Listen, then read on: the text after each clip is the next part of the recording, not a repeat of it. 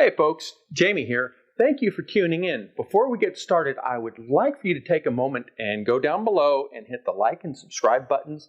Maybe leave a comment. If you're really feeling generous, maybe share this video to your social media feeds.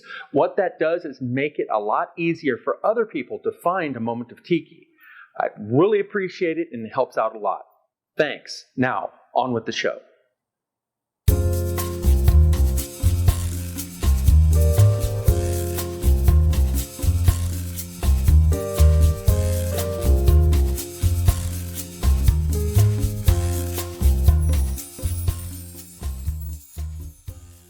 Welcome to another episode of A Moment of Tiki, coming to you from the Lagoon of Mystery, my home tiki bar here in Central Texas. There comes a time in every home tiki bar owner's life where a certain rite of passage, a certain urges overtake them, and they commit to a foolhardy pursuit. Yes, that's right. I'm talking about carving your own tikis.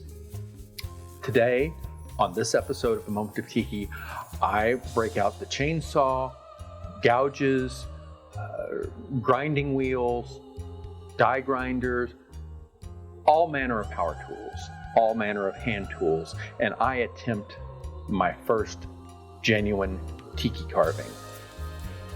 Now, I like to say, I make the mistakes so you don't have to. And let me tell you folks, I make pretty much all of them this time out, so buckle up. It's a fun ride. See you on the other side. So I want to practice carving logs, palm, wood, different things like that to add to my tiki decor.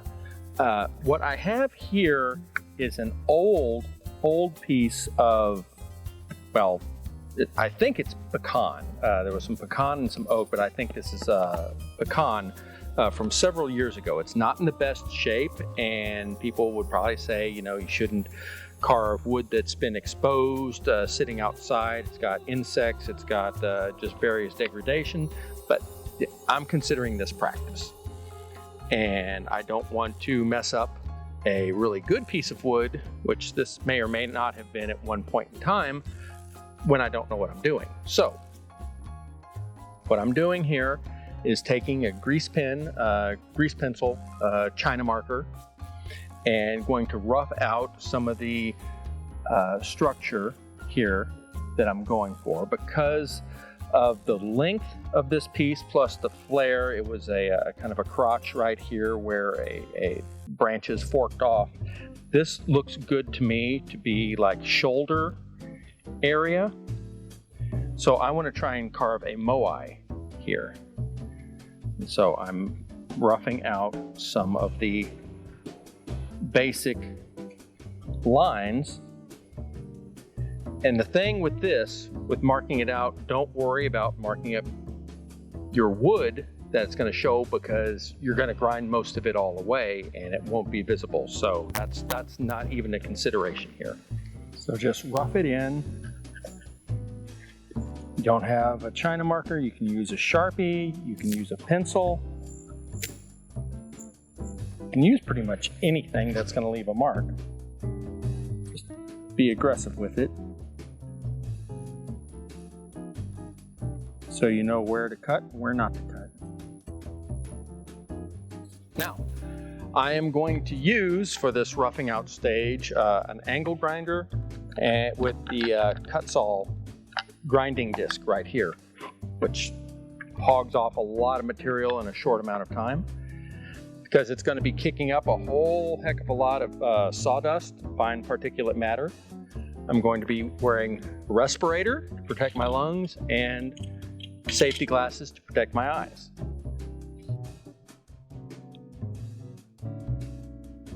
Let's talk about my power carving tools. The chainsaw is useful for making crude cuts and taking away big chunks of material at a time. The Kutzall shaping wheel I have is an extreme coarse texture.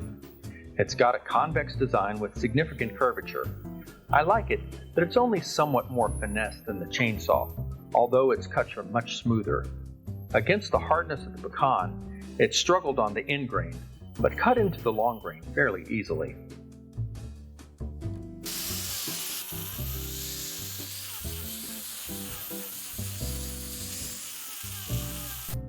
Got some deeper cuts to make, so I'm going to use my chainsaw. This is a really small Works electric chainsaw. It's used for trimming, pruning branches and stuff. With any type of chainsaw, be very careful. You got to be careful for kickback. When I'm cutting, I'm going to cut at a V so the blade doesn't get hung up anywhere and the wood comes straight out. Just be careful and be safe. Are you ready for the first of my many mistakes on this project? Here we go. I understood going into this that pecan is not a very durable wood. My mistake was assuming that meant it was one of the softer hardwood types. Wrong! It turns out that pecan is one of the hardest woods native to North America, harder even than most oak species. I'll spare you my attempts to use chisels and gouges on it. Hand tools did not fare well, and yes, this frustrated me. Another huge mistake on my part was leaving it exposed outside for almost 3 years. In that time, carpenter bees and wood ants had attacked it, burrowing throughout the wood. This wasn't so terrible, as it gave my finished carving an aged look. The big trouble came because those insects, not to mention repeated soakings from the rain, allowed fungus to attack parts of the wood. This is where spalting comes in, which is a discoloration prized by woodworkers. Unfortunately, in this instance, the spalting had progressed far enough to weaken large sections of the wood, making it almost cork-like in texture.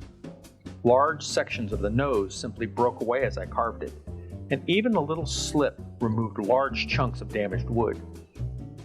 Working with a log that had more consistent texture would have been much easier than one that had alternating super hard and super soft wood.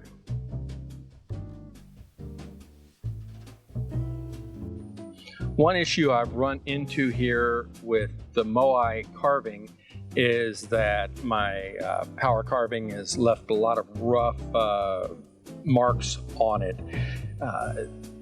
Belt sander's too big. I've tried using a random orbital sander, but the curves are not conducive to that. It's just too many irregular surfaces, so I am going to try and use a flap disc sander to smooth out and put some finishing polish on this. Now, I understand that there is a version of the flap disc that has a rounded edge where the little sandpaper flaps curve around there so you can do contours more easily. I have not been able to find one of those, but I'm going to look one up online and get it ordered. For now, let's see if this works. Many of the Moai on Rapa Nui have designs on their backs. Many designs are quite elaborate. I wasn't ready to tackle something that was fully authentic, but I read somewhere that the way to determine whether someone had put real effort into a tiki carve was to look and see if they'd carved the back as well. That separated those making an honest effort from those just goofing around. I obsess over these kinds of things, so of course I had to try to make a carving on the back. I decided upon a Rapa Nui dance paddle. I'd seen versions of these represented on the backs of real Moai, so it would be somewhat faithful to the source material while still being within the reach of my limited skill set. Again, I sketched out the design I wanted using the China marker, and then I used a die grinder with an assortment of bits to rough it out. For the more detailed patterns on the dance paddle, I used my Dremel and its smaller bits to complete the task.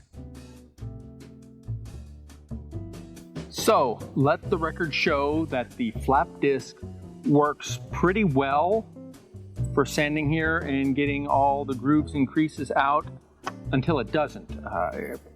I'm not really sure why, but there are certain times and places where it leaves rotor marks in the wood.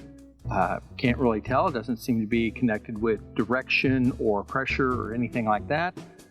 But 80% of what I need it to do, it's doing well. It's not getting into these crevices very well, but I wasn't really sure that it would. But we're making progress. As I've said many times, there are sections of wood that are rotting or damaged because of my foolish exposure of this log to the weather. Some of it is very soft and cork-like, whereas other parts of the log are very hard. As I don't want my work, marginal as it may be, just to rot away and split apart shortly after it's completed, I picked up some Minwax wood hardener that I am going to apply to these pulpy parts. Now, you can see in this section here,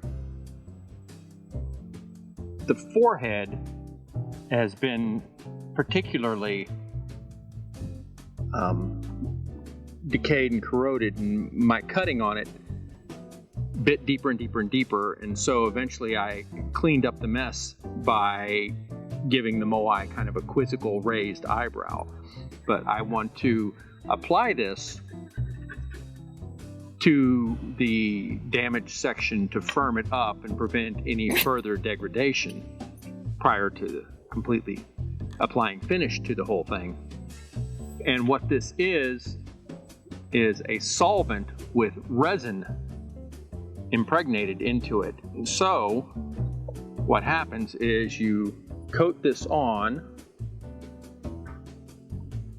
It soaks in quickly because it's fairly thin, and then it dries, leaving the resin behind, which hardens and firms up the wood. Okay, we're in the home stretch now, and I'm trying to clean up the milling marks, the marks left by the power tools that I use to power carve it, the flap disc to sand and smooth. There's a lot of mechanical defects left here, and also the neck and some of these smaller crevices that larger sanding devices can't get to. And, you know, for lack of a better option, I'm going with the sanding sponge 80 grit, simply because it can fit in and conform with these areas.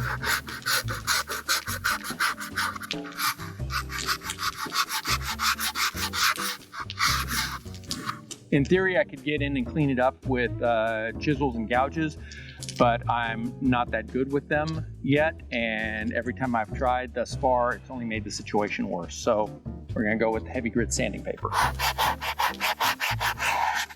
Here's another surprise. I had 2 memory cards fail back to back on me during the midpoint of this carve. That stinks.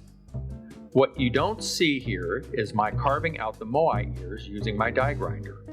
All Moai have ears, and they have various designs on Rapa Nui, aka Easter Island. I printed out several different photos to use as reference. Because I was getting more into finesse areas of the carve, I found myself relying more and more on the die grinder and its changeable grinding bits and burrs, as opposed to the heavy-handed nature of the chainsaw or the grinding wheel. I have waffled back and forth on whether to apply the torch to this tiki. I don't want it blackened. Usually with the torching, it brings out detail, like if you have Hawaiian or Cook Island or Maori or Marquesan with a lot of details in it. The torching enhances contrast in those details. With the Moai head, it's relatively less detail, so I didn't want to go really super dark with that. With the pecan wood, I want to kind of preserve the lighter color of the pecan, plus I'm going to come back with kind of a golden stain over it to try and enhance some of that. But ultimately I've decided I'm going to do a light torch application on that, not any kind of shishugiban Japanese style, but just lightly kiss it with the fire to enhance the color contrast with the various parts of the grain. I'm not trying to burn anything away or raise the grain to get texture like you would with a Whitco or anything, but just a light toasting on the outside, not to really burn any of it, but just to increase the color. So that's what I'm going to do.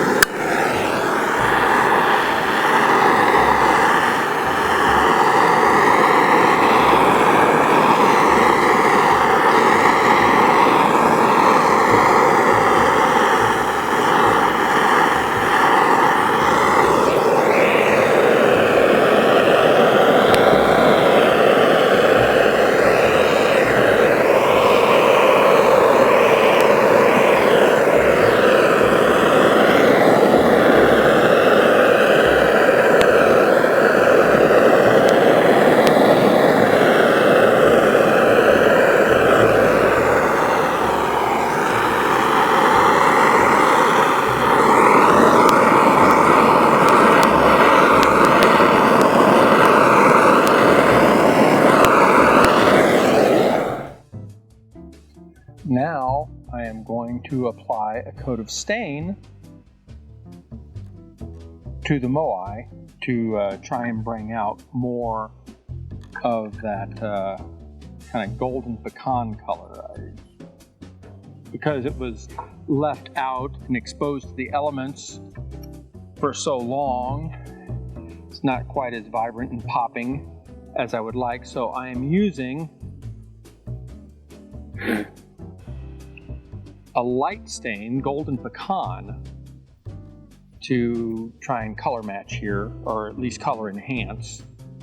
It's not terribly dark, and I'm hoping it'll prove a good combination for the moai. It's really soaking in a lot deeper and quicker than I was expecting. Usually with these stains, you brush them on and have to come back after a short amount of time and mop off any that's in excess still on the surface, but I don't think that's going to be an issue here. This is all soaking directly in, and I'm wondering if that's an artifact of this wood being left outside and exposed for so long that the pores have just completely opened on it and they're just sucking in everything that I put into it. Had I known it would soak in and go this dark, I probably would have sprung for a lighter stain. And that's why you always want to do a test piece first, because you don't really know how any individual piece of wood is going to react with whatever stain or finish you apply. Now it's time to apply finish to my moai. I am using Australian timber oil, which is a combination of various oils along with a varnish. So it'll be a hard film forming protection for the moai as well as penetrating. And this will offer, in theory, maximum protection against water and UV. Now, as I apply this, and it's really soaking in to the end grain here on the top. Of course, there's a whole lot of checking and cracking here, so that's to be expected. So as I sit here putting this coat on the moai, I can contemplate all the ways this project went wrong. First of all, my first mistake was not researching enough. Now, I looked at videos on chainsaw carving and everything, but when I'm saying research, I mean the wood itself. As I said earlier, this is pecan, and for some reason, hello, Belle. For some reason, I had assumed that pecan was a fairly soft hardwood. In hindsight, this was extremely foolish of me. Pecan is actually a very hard hardwood, one of the harder hickory types. Its Janka hardness, which is how wood hardness is measured, is 1800, which puts it harder than most oaks. And oak has a reputation of being a fairly hard wood, even though it's often used in furniture and construction and such. I can't say I'm happy with my first effort, because this is the first tiki carving I've ever attempted. Not happy with it, but I am satisfied with it. It was an experiment. I realized before I had started that being exposed for so long was making this wood less than optimal. I hadn't realized how much less than optimal it would be. But it's a good learning experience. And when I tackle some of the palm logs that I have squirreled away, inside, away from insects, away from exposure to UV damage or moisture, I'm hoping the results will be more positive. Having dried for more than 24 hours of the finish, I've now flipped the Moai over and I'm going to coat the base, which is really important since this is going to be an outside Moai and it's going to come into contact mostly with concrete, but concrete can still wick up moisture. Want to prevent any additional rot or decay from happening and also discourage insects from burrowing in. I've covered the ends of the knots and the rot that went through here all the way, so I'm going to put a significant amount of finish in there to try and seal this up as much as possible, and just didn't want everything dripping out and splattering down here. So remember the bottom, even though it's not going to be seen, it's important because it comes into contact with the ground. Okay, we are on the final steps of the final details, ready to finish up this project and move on to the next. As you may or may not remember, I carved a Rapa Nui dance paddle on the back, kind of a rough, crude attempt on my part. And online, most of these are painted with black and white and sometimes rust color to the wood. Because I used an oil-based finish, paint doesn't always stick to that, so I applied a coat of seal coat, which is de-waxed shellac. Shellac essentially sticks to everything, and because this is de-waxed, it will allow the acrylic paint that I got to adhere to the surface. The acrylic paint, I got flat white and black, both matte, so they are not very reflective. And because I want this to have a more primitive look, I diluted it significantly with water, way more than 50%. This is kind of a milky consistency. And so I'm just applying it. I don't want it to be fully opaque. I want it to have a lot of translucency to give the impression of these being, natural pigments that aren't as bright and don't have as much pop.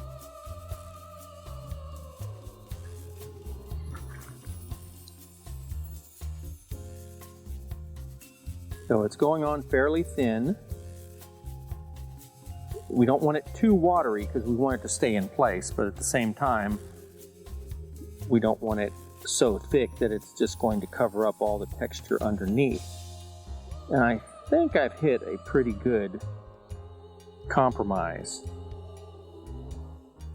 And once it dries, if I need to come back and put another coat, I can, because again, this is pretty thin to begin with. So we're not going to have a whole lot of opaque